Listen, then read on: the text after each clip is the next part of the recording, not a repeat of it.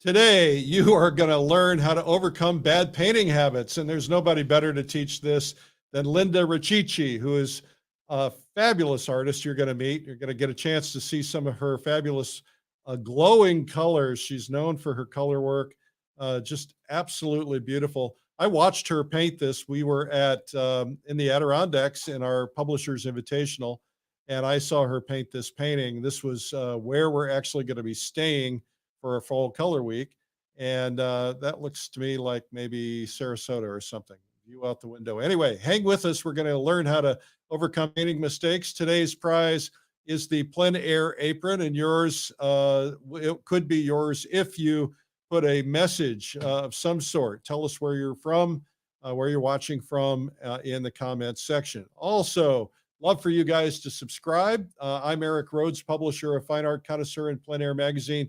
And this is Art School Live. We're here every single day, and we would love for you to subscribe. So just go ahead and do that.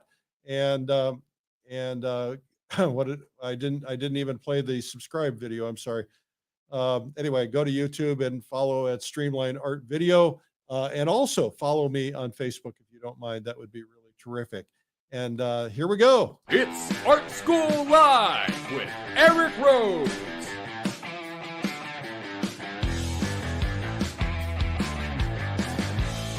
Now, here's your host, Eric Rhodes. Well, I hope you had a good weekend. I had a chance to get out painting last night. I've got a little electric boat, and I guess my son pointed out this morning that I wrote electric book in my Facebook and Instagram feeds. Got to fix that. Anyway, I was out painting in my little electric boat. Past the sunset, the lights on in the boat, and trying to paint a nocturne. It came out pretty good. I'll show it to you sometime in the future. We have a gift for you. It is a free video. It's called 97 Amazing Art, Incredible Art Secrets. It's a 5+ hour video, 50 of our top artists, and you can find it. It's your gift at 97artsecrets.com. The winner from Friday of the value specs, the specs that help you see your values to make sure you get them spot on, is Catherine Kolecki in Aurora, Illinois. Congratulations to Catherine. Okay, now back to Linda. Let's introduce Linda. Linda Richichi, you're in Sarasota, Florida. Welcome. Thank you. It's a pleasure to be here. It's great to be here. You and I have gotten to know each other over the years at some of our events, and our last event was the Publishers Invitational in the Adirondacks. So that's kind of where we reconnected, and I thought, man, you were such a good artist. We need to have you on the program. Thank you. Thank you. Well, I'm excited to be sharing some bad painting tips and how to overcome them so you can get back into the zone. And I loved being in the Adirondacks because I was able to get in that zone. Well, I could use, I make a lot of mistakes. I'm sure we all do. So I'm curious. Well, why don't we jump right in? Okay, sounds good. Hey, you're going to move your camera? I am. All right. I'm just going to pull her off for a second while she moves her camera. Want to let you guys know that we have, we have a practice pack. I'm not sure if we're giving this away. I think we are. A paint by note practice pack. It's got the value specs, got my value scale and my full easel palette, my practice pack, the brush clip, and my video, The Easiest Way in the World to Learn Painting. So we'll give one of those away today from the comments as well. And so just make sure you leave comments. And if that's the prize you want to win, do that. I want to tell you guys, I've got a thing called the Art Marketing Minute. And every week there's something new, and just check it out wherever you get your podcast. And okay, now it looks like Linda's set up. Linda, are you all set up? I Ready am. to go? Yes, Okay. I am. All right, Okay. take it away. All right, so the products that I'm using today, it is a pastel set. It is my color and energy set. And I'm also going to be working on ampersand pastel board. And I wanted to talk about 3 things made today. The first one is how to get into the zone by knowing your why. Why are you painting? And there's the big picture why. And then there's like when you come to a scene, why did I choose this scene? This is a painting that I did in a demo on a cruise to Mexico.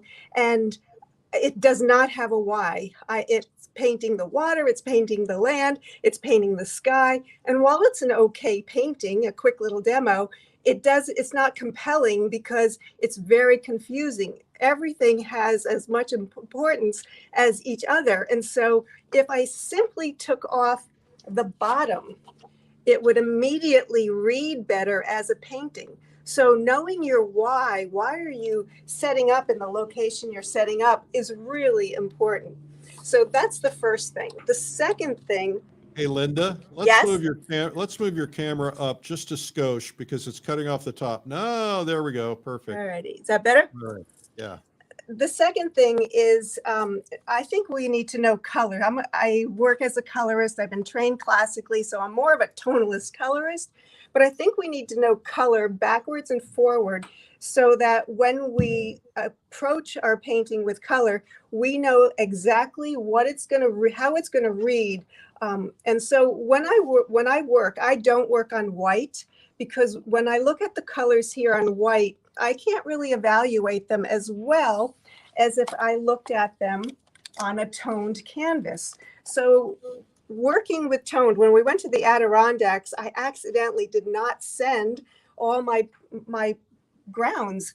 So I had to borrow some. So I was using things I wasn't used to, and it took me off. But when I was able to work on a ground on a color that I was used to, like something like this color, then I was able to know my colors better. So I really got to see the importance of working on the proper ground. So look at the difference of how these colors jump out at us in relationship to how they jumped out here, which they really didn't. So I like to work not on white and not on a dark ground such as this one, but I like working on a medium ground. On the medium ground, it's closer to what you're going to actually see in nature, so that when you grab a color, whether it's oil or pastel. Now, if I work in oil, I use blue, red, and yellow. I have 2 of each, and I can mix any of these colors with those 6 plus white. And so working on a toned ground, knowing that right from the start, it's more like so if I go to grab a pastel and it's in a little gray, oh, actually I lift it up here for you. Let me put this down a second. If I hold this up, it's in a gray box. So the colors look true to life. If they're in a darker background, they look a little bit brighter. If they're in a lighter background, they're going to look lighter. But most of everything that we paint, with some exceptions, is in the mid-tone. So knowing your ground, knowing your colors is really important to keep you on track. Now, here's a painting that I did, a quick little cassine painting that was of a sunset done really quickly. And it's basically light colors. So maybe that day using a light ground would work. So you really want to know what your grounds are and have them all prepared ahead of time with you. So when you're at a scene, if it's a nocturnal, you might choose something that is a darker ground or even darker than this, so that the colors are going to show up quickly. Does that make sense, Eric? It makes total sense, Linda. Okay, good. All right, so I want to show you. That's, by the way, why I use gray palette paper, or I paint on a gray palette when I put my colors out. Exactly. Yes. And so this here, can you see? Let me just take this off. Put this here. Here's an example of 3 different tones. And so once I select which ground I'm going to use, or if I'm working on a canvas, I will actually stain the canvas to the color that I want. Like here's a little quick stained canvas, and I wipe away where I don't want color. So the sky or the water. And I was told by someone who took a class from conservationists that some of the old masters' work would actually yellow because this toned color would come through. So I try to keep on an oil painting the light areas light, and then put the ground color that I want. And how do I choose the ground color besides if it's light, medium, or dark, is basically like this has a lot of cool colors. It has green trees, blue water, blue sky, green land. So one of the opposites is going to be a warmer color. So more often I usually pick a orangish or a reddish tone. So any questions so far? No questions so far. All So right, good. you carry, when you're doing pastel, you carry 3 different color papers?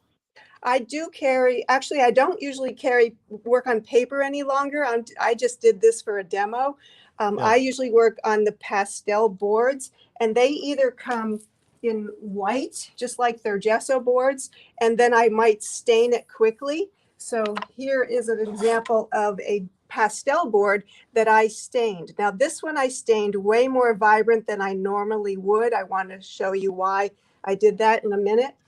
But I will take a white one and stain it, or they come already stained in several tones. So I like to have a variety with me. So no matter whatever it is I'm trying to paint, I can choose the appropriate tone that'll go with it. Now, here's why, and it's really important. When I start, no matter if I'm pastel painting or oil painting, I select my colors before I start going. So with the pastel, I'm going to look at the grass and try to find the color in pastel that I think the grass is going to be and make a quick little color note.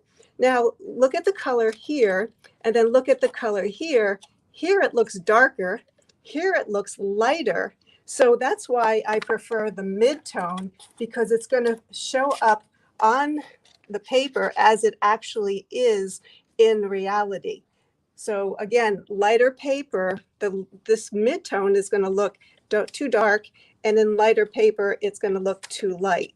So People have a couple of questions from the peanut gallery. Okay. They're asking about, well, how do you tone your paper or your canvas? Oh, that's a good question. Thank you. If it's an oil painting, I will just take some paint and put a little on with a little bit of the Gamsol and just wipe it all over with either a brush or a paper towel, and then just take a little more Gamsol and wipe away.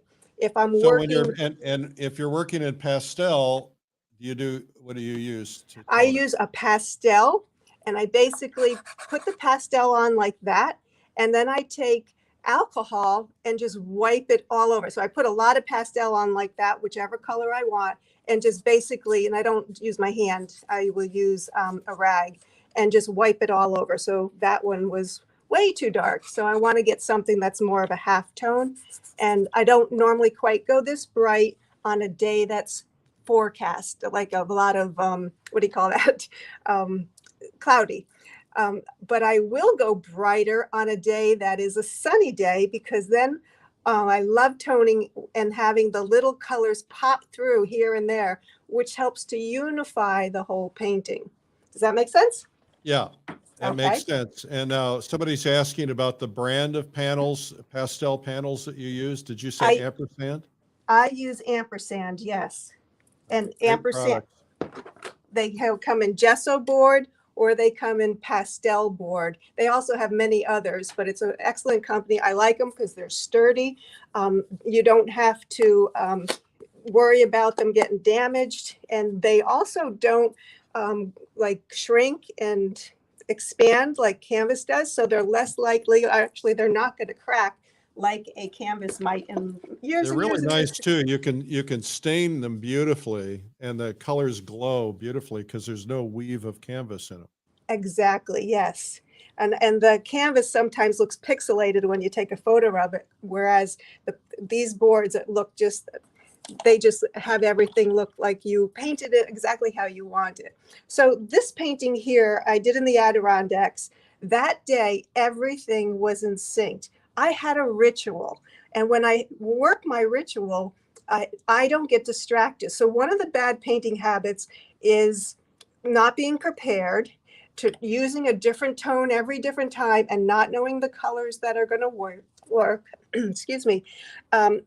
Not having the colors that you want. And my system that I use to paint, I can mix any color, so I always have the colors I want. I don't have to carry a lot.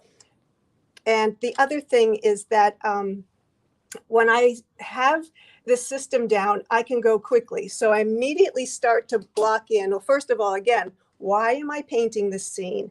So this scene, I have a why that I know, and I have a big why and then a little why. The little why was, I see a storm is coming. Here, I'll show you this one. I see a storm is coming. The colors are changing quickly. It's going to rain. And there was all these beautiful little cars and all the people painting that I thought, oh, that would be great to capture. But actually, what I really needed to capture was, here's the road to this beautiful light on the barn. I need to get to shelter really quickly, so I need to paint fast. That helped me to eliminate anything that was not important to this message.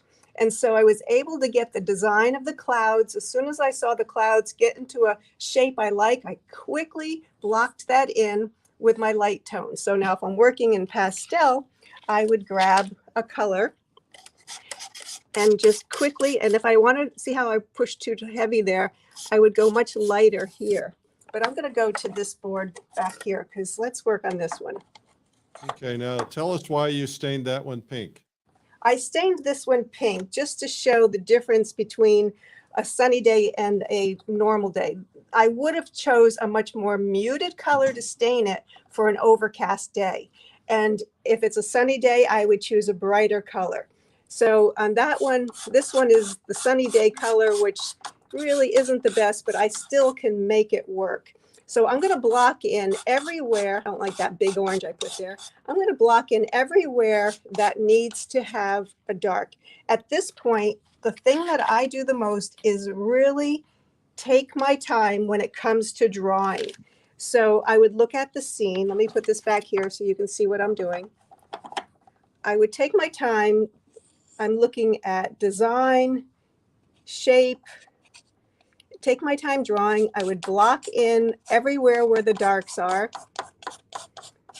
And then I would start to get my mountains in and change my pastel. I had a really dark pastel first. I'm going to go slightly lighter because in the distance, the darks are going to get lighter.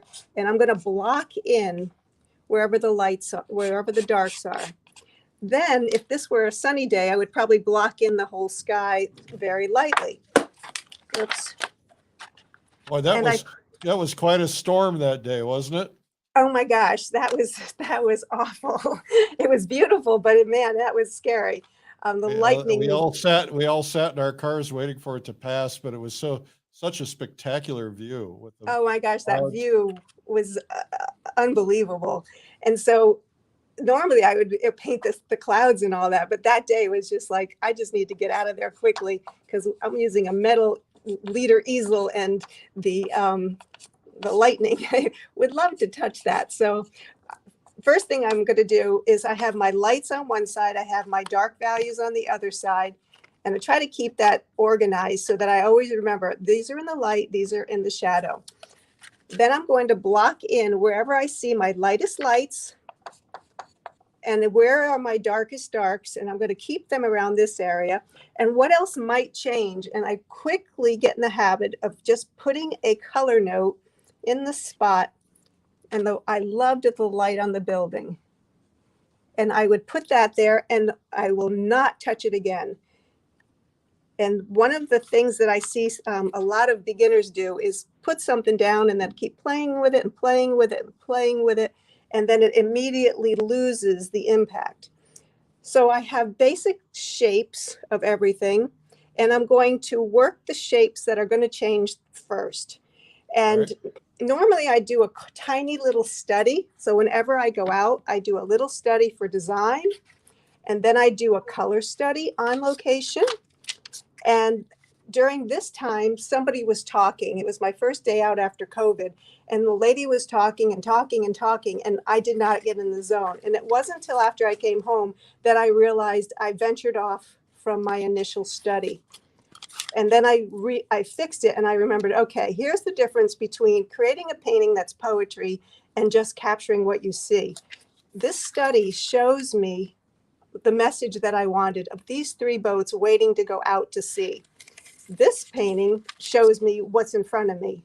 This painting again here shows me what my initial message was. It's got a much clearer outcome, and the painting came out so much better when I removed all the extraneous information that didn't need to be there. So when I learned finally that we're not painting and copying nature, we're translating what we see into a beautiful work of art, then it becomes poetry. So I'm going to start blocking in, and I'm going to go back to lighter values. Do you always paint on pegboard like this, or you're just doing this for the demo? My easel's holding the camera, so I don't normally paint on pegboard because my easel is set up so that my pastel lays forward so the dust drops down. So I'm just doing this for demo purposes today. So one of the other mistakes is that once you lay out where are my light areas going to be and where are my dark areas going to be, artists who are beginning will often take a light pastel and start to put it in the dark area. So if you can keep your darker areas the correct value, let's go where something, and you can keep the lighter areas the correct value, you can add beautiful colors in those areas, but you're not going to, that one might be a little too light, so I'm going to adjust that and go a little darker. See, I made the mistake just now of reaching into my box instead of the colors that I originally chose to use. I have colors that I know will work because I did that little tiny color note in the very, very beginning. And I picked out maybe 18, 24 colors at the max, or I've mixed up my colors immediately. And so I'm going to first try to get I'm talking fast because I'm trying to get this all in. I first try to get what the average value and the average, like the warmer or the cool of each shape. And then I'll go back in later and I'll work it lighter, darker within each shape. So I'm just trying to get the first triad, the light, medium, and dark in every single shape. So let's make this one a little bit cooler. So just immediately blocking in the lights, blocking in the darks. Let's see if I can do this left-handed so that you can see what I'm doing. And I want to go a little bit lighter in that area. So, and I'm going to press super lightly with the pastel. And normally I don't have these hooks in front. So I've got the basic shapes pretty much set up, and I don't have really anything on the clouds here yet. So let's start to get that blocked in better. And now I'm using a color that's a little bit too intense right now for this stormy day. It's a little bit too pure. I need to gray that down. And there's many different ways I can gray it down, but I'm just going to take and again, try to do it with this hand so you can see. Is that better? Oopsie. Oopsie. All right, so I just want to get a basic block in, and here's another mistake, staying on top of the painting and not stepping back. I usually do most of my work 10 feet away from the easel. I look and see, I'm looking at what's in nature, I'm looking and seeing what I'm doing, and I'm thinking, all right, how do they compare? I figure it all out back there. I walk up to the easel, grab my pastel, and start to get the two to be the same or close together. Oh, that one's the wrong one there. I dropped a couple before. Yeah, I see the one that I dropped on the floor. So normally the work is done away from the easel so that I can evaluate what I'm doing. All right, now by now the weather was changing and everything here went solid light gray. Would you agree that day? It just, those clouds, yeah. The clouds came in. So what do? What does a beginner do? They chase it and they start to change everything. But because I normally have a study, I can refer back to what my study is, or I didn't have a study this day. This was my study. I've already got my design. I am not going to chase that light. I'm going to then just maybe make a little bit of change. I added a little bit of moisture in front of the mountain there. Don't usually blend with my fingers. Okay. I'm going to lighten up so that the barn stands out a little bit more. By the way, that's exactly what I did on that day. Is the clouds kept changing. I liked the patterns. I kept chasing it all day long. I ended up doing a not so great painting because I just didn't know what direction I was going to go. I should have stuck with it. That's why knowing the why, that is the most important thing. Why do I love this scene? Getting a quick little study. And I drill in my students that they have to do these little studies. It's like they submit something to me online and I say, well, what's your study look like? And what's your color study look like? And so I have these books that I made up that just every day it's like, here's what I want to paint. Here's my study. Now let me go and do the real thing. And I Looks got like it. you have different colors of paper in your book. I do, because sometimes I'll change my color scheme, and because I'm a colorist, everything's about the color. So some days I want it to be violet and yellow, and some days I want it to be red and green. And so I have different papers just in case, just in case. So Yeah. I figure there's so much to teach and so much to learn, and it's hard to do it here in 30 minutes, but I'm going to do my best. All right, great. so once I've got it blocked in initially, then I'm going to look at it and say, all right, let me make some little tiny changes to the colors. Like this is all blue, this is all green. I want some of the green to come up in the sky. So I'm just going to add a little bit of green in the clouds, just so that there's a relationship between what's above, what's below. And maybe I'll add a little bit of the blue down into the grass somewhere. So again, there's relationships between what's above and what's below. We want everything to have harmony. And here's the biggest thing I want to really share today. The Hudson River School painters had an etiquette. The original Hudson School painters, Church, and my mind is going blank at the second, who the rest of them are, but All of them. yeah, all of them. They had an etiquette. When someone's working, there's no talking. I'm extremely intuitive, and I can't be intuitive if I'm talking, because then my logical mind is in charge. And when my logical mind is in charge, I can't get in the zone. And so they did not talk, and they did not even look at each other's work without permission. Because what happens when we look at someone's work, or someone comes to look at our work, our mind immediately goes into judgment. Oh my God, they're going to think this, they're going to think that. And we get out of the zone that way too. When we're in the zone. I just want to tell you, a story. And because we were together when this happened, I think you were off to the side a little bit, but we were out there painting by the lake. And, everybody chats a little tiny bit, but not conversations. And there was somebody who just would not stop talking. And I just could not get that painting done. It was just like, like you said, it's using a different part of my brain. And I had to have a dialogue with that person afterwards and say, hey, please don't do this, because it's so difficult. But what I ended up doing is just exactly that. I messed it up, chased the light. And we all do it. We all like, whoops. See, I got myself unorganized because I'm trying to go fast. And actually, because I knew I could feel, when you're not talking, you can feel the air. Your senses are heightened. You can feel the air. You can smell you hear the birds. You actually start to connect with nature more when we're not talking. And that day, it's like I looked at the leaves. The leaves were starting to turn up right, telling me the rain was coming. I could feel the moisture in the air. And so something happened, which I don't know if I've ever had experienced it before. Because I didn't have time, I actually felt like I painted better.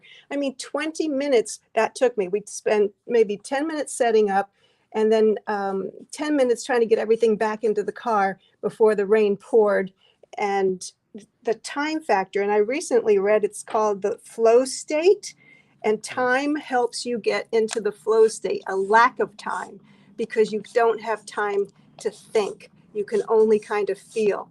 So when I'm working, I can't talk at all. And if I do, it's actually one of the reasons why I have a tendency to be a loner when I'm painting plein air. When I do, I just don't do a great job that day. I like to paint with other people, but one thing I discovered is if I take a break, and I try to get away from my canvas about every 25 minutes or so. If I look at the other painters' work, then I'm thinking, oh, I should have done my mountain that way. And so now I won't even look at it until afterwards, because otherwise it'll mess me up. That is really a smart thing to do, is to just not look. We have to learn to trust ourselves more. And I think when we are tapping into our intuition, and that's a total different part of the brain. It's not our feelings. That's part of our emotional body. We have our physical body, our mind, and then we have that intuitive body, which is part of the spirit. And so it's that emotional body that we're trying to get in touch with, the intuitive, excuse me, past the emotional body. I studied Now, with Linda, I want to ask you a question. I know I'm talking, so I'm going to be very careful about this, but you need to. You're an oil painter, you're a pastel painter. You mentioned you painted in casein. Why do you paint in so many different mediums? That's a really good question, Eric. I paint in different media because when you're just painting one, well, first of all, I planned on painting in pastel this whole trip, but it was going to rain outside and you can't take pastel outside. The second reason is you kind of can be looser with pastel. And then when I want to go really big, I have a tendency to work in oil because otherwise the pastel has to go under glass. So I have a lot of 40 by 40, 40 by 48 by 48 paintings that I do. And those need to be in oil. But you can experiment more. And I try to make some of the things that I love about my pastels happen in my oils. And some of the things that I love about the oils happen in the pastels. So I think there's they each communicate a different way because we handle them differently.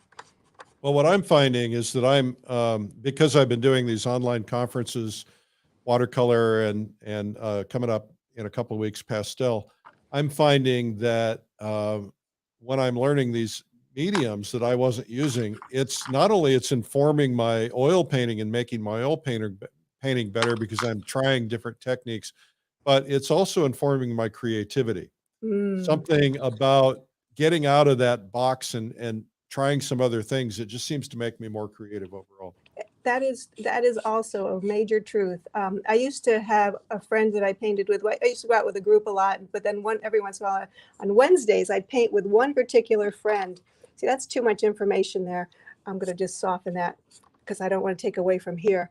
And we'd have a creative day where we did different things, different media, and we did not care about the results. We just played. And that was so helpful. And it actually helped me to bring the zone into my work more, where it's like some days I would paint and I would watch my hand painting. I didn't know what was coming. It was the most amazing. I think that's what the muse is. The muse is when you are just the vehicle for the spirit to work through you. And those paintings are very educational to me. They actually teach me. If I ask a question, I get an answer. And so, oops, that's a little too light. So what I'm trying to always do is make sure that I retain that initial value that I set down. And so once I see that I've altered it, I'm going to get it right back so that I don't lose that foundation, the bones of the painting, no matter what's happening out in nature. How are we doing on time? We're okay. Linda says you could actually stop there because it's so pretty as it is. I have another one that I did, and let me just see where I put that one. Where did I go? I thought I had it. If you guys are enjoying this, make sure you hit a like button or a heart button or a share button so other people discover it. So here's the one. It's Linda Richichi. Here's the one that I did that was more on the more muted panel. So the color is this color right here. It's kind of a toned, I think that one is the actual pastel board color. It's like a tannish color. So the whole piece comes out more muted. So you can see the tone of the canvas definitely makes a difference, because when those brights pop through, it changes the whole feeling of the painting. And one of the ones that I did on location in the Adirondacks, was this one, and Betsy Holmes gave me a bright orange a bright orange panel that she had used because I ran out of mine, and that one really worked. So I left those bright oranges coming sparkling through because this was all about color, the colors of the kayaks, and the yellow one was the focal point, but I wanted some interest around the painting. So the tone of the canvas, I feel like that is the biggest helper when you're trying to work really fast outside. Outstanding. So yeah, so a lot of times less is more, and I'm going to do a challenge on how to help artists create, not work so many details, because every time we put details, like when I was doing this, I started to put the details in here, and I'm like, well, now that's taking away from what I wanted. So yeah, I think sometimes less is more. So if we've got the point of what we wanted to say, do we really need to have a lot? Now, both of these were done like quickly try to make them as a demo. They're probably not as nice a pastel as I would normally try to do, but I'm starting to get the colors in the sky. Once you have the foundation, oh, let me say one thing here. I blocked this in and I put alcohol over top of the block, which made it have a really nice, strong foundation. So if I didn't like the color of the canvas underneath, then this would kind of hide it. Then we can work back on top of it and I can get some depth with my clouds. Now this is a color that goes in my light. If I put it with hard pressure, it's going to be way too light, but barely touching it, I can keep it a little bit darker. Excuse me, a little darker than if I pressed hard. If it went too light, I can then take a darker one and just work over it gently. And so I'm getting the atmospheric feeling of the clouds by doing a lot of layers. Hey, Linda. Yes. I'll tell you what, let's take a quick break and then we'll come back and we'll finish up whichever one you want to finish. All right. And also I'm going to show, I found a photo of me painting Nocturne in the boat last night. So I'll show that. Perfect. And so we'll be right back. All right. You're watching Art School Live. I'm Eric Rhodes, and we do this every day at 12 noon. And I want to just tell you that we have an event coming up. I'll just play a real short piece. Join the world for Pastel Live, the ultimate pastel learning event, August 18th through the 21st. 4 days of online art lessons from top master pastel artists from around the globe. Learn to paint nature, people, cityscapes, flowers, and more. Become a better artist. Click the link to learn more and get our free ebook.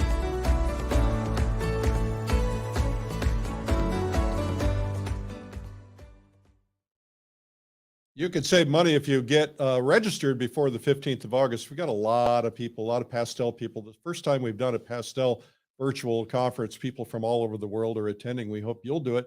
And we have a money back guarantee. So if you're like on the fence, you're not sure, go ahead and do it. And then if you, after the first day, you feel like you didn't get your money's worth in the first day, we'll refund all your money. Okay. All right. Now, today we're giving away, I was wrong about the apron. We're giving away a paint by note set, which includes the value specs, the 2 different palettes, the practice pack, the easel brush clip, and my video, The Easiest Way in the World to Learn Painting, even if you have no talent. And we're picking from the comments, and you, of course, can pick. You can leave a comment. We will pick from the replays or from the lives. All right, back to Linda. Here we go, Linda. Okay, so what I'm doing now is just making sure that I've got the local color on top of the foundational colors that I originally laid down, same value. But if that foundational color shines through, it's okay because it reads as shadow. And I'm also I stepped back and decided if anything is conflicting with my focal point, and that little bright light is a little bit, so I'm just going to tone that down a little bit.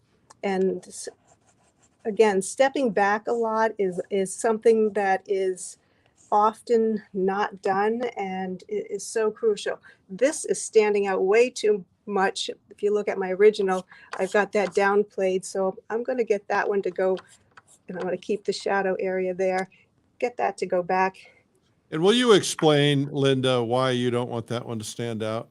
Okay, so if going to make an obvious mistake. I'm going to say the light is here, the light is here. Oh, I like that light better. But what happens is now I'm looking at it and my eye keeps going, where am I supposed to look? And I'm using a lot of techniques, more than I can probably talk about right now, to get us to look to where I want you to look. So I've got directional lines. I've got value contrast. So I want my darkest dark here. So I want my focal point to stand out. So I want to make sure I've got my darkest dark over here. See how my mouth shuts up as soon as I start to go into the right brain? Whoops.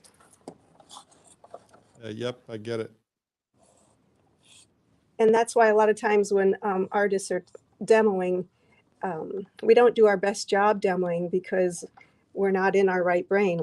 We're talking. All right. So anyway, and so I'm going to capture some other lights around there. So it really, I start to get more interest over there. But I don't want them too bright because, again, there's a little tiny bit of sun that's still hitting this area here, but those clouds are coming in. And I'm trying to think if there was any other points I wanted to make. That spot's going to be really pretty. We're going to paint up there this fall at Fall Color Week. It's going to be beautiful. God. That is going to be amazing. Those mountains will turn red. I recommend anyone who can go with him on one of these painting because it's just about painting.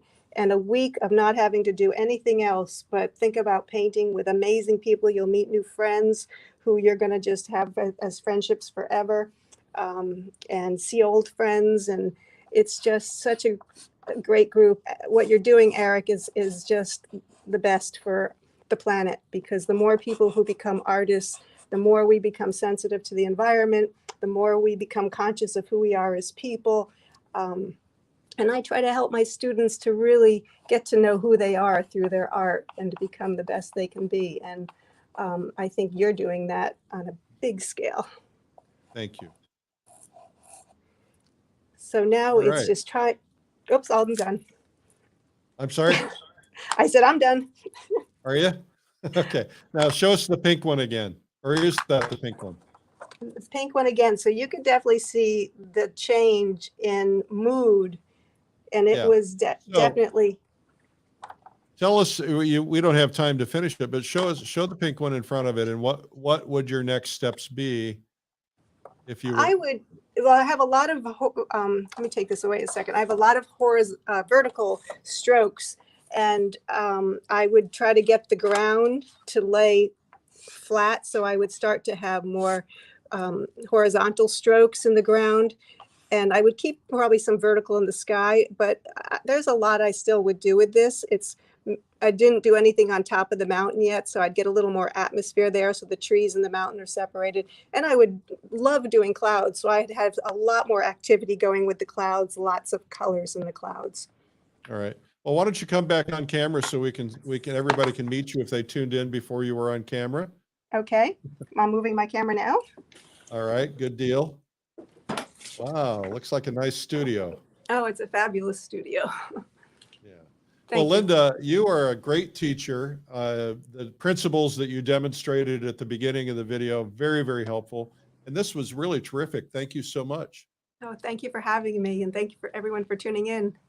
Now, we posted in the comments, where to get Linda's pastel set. You can get them from Jack Richichi and Company. I found them on Amazon. You can get them from Linda's website, which we also posted. Actually, can I say that if you go to my website, because Jack Richichi doesn't sell them directly, Art and Frame in Sarasota. Oh, that's okay. That's your website, Art and Frame? No, lindarichichi.com is my website. Okay. All right. Good. All right. Sorry about that. That's right. He's okay. A wholesaler. Well, they're great pastels. Thank you so much. And thanks for the inspiration today. Thank you for having me. All right. Bye-bye. Bye-bye. All right. Our guest today, Linda Richichi. It's a good Italian name. And thank you for being here today on Art School Live. Reminder to subscribe at Streamline Art on YouTube, and also to follow on Instagram if you don't mind. We've got people from all over the world today, so thank you for tuning in. Tomorrow, Mary Ashlyn is going to be on. You'll get a chance to meet Mary and learn what she's going to be doing. And I told you I would show the boat last night, just as before the sun went down. I went out in my little electric boat. It's kind of dark, and started working on a nocturne. The clouds had already covered the mountain, but I'm out there drifting, no anchor, and just doing my my little thing, and trying to get the lights. And the hard part about painting from a boat, as you can see, there are ripples in the water. Well, every time one of those ripples goes by, then the boat starts moving. So kind of hard to get the essence of things. But anyway, it was a lot of fun, and so love doing it. If you guys want to see more of that, just follow me on Instagram and Facebook, and I'm always posting stuff like that. Thanks for watching today. I'm Eric Rhodes, and this is Art School Live. We're here every day at 12 noon Eastern. Take care. Bye-bye.